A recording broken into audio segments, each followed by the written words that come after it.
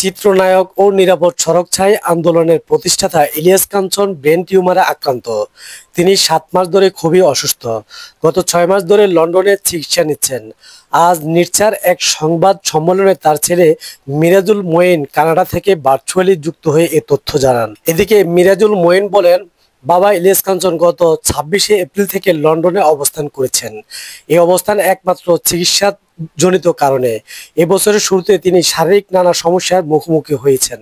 পরে তার শারীরিক অবস্থার অবনতি হতে থাকলে পরিবারের সদস্যরা গত ৯ এপ্রিল ঢাকার একটি বেসরকারি হাসপাতালে নিয়ে যান। পরীক্ষা নিরীক্ষার পর থেকে মাথায় এমআরআই করা হয়। রিপোর্টের ফলাফলে জানা যায় তার মাথায় টিউমার হয়েছে।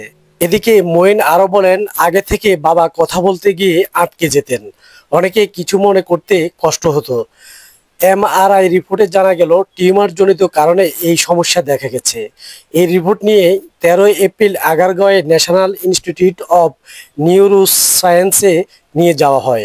সেখানে ডাক্তাররা একটি বোর্ড গঠন করে মতামত দেন তার মাথায় অপারেশন করা ক্রিটিক্যাল হবে, কারণ টিউমারটি ব্রেনের অনেক গভীরে গুরুত্বপূর্ণ নার্ভের সংযোগস্থলে অবস্থান করেছে। ডাক্তারদের এ মতামত জানার পরে পারিবারিকভাবে সিদ্ধান্ত আসে লন্ডনে নিয়ে চিকিৎসা করার। সিদ্ধান্ত মোতাবেক কাগজপত্র ঠিক করে ২৬শে এপ্রিল তিনি লন্ডনের উদ্দেশ্যে ঢাকা ত্যাগ করেন।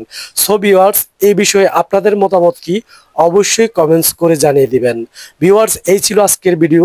আশা করি ভিডিওটি থেকে অনেক তথ্য জানতে পেরেছেন। বাংলাদেশের সমসাময়িক বিষয় এবং বিনোদন জগতের সকল সত্য নিউজ জানতে ওহিদুর মিডিয়ায় চ্যানেলটিকে সাবস্ক্রাইব করে সাথে থাকুন।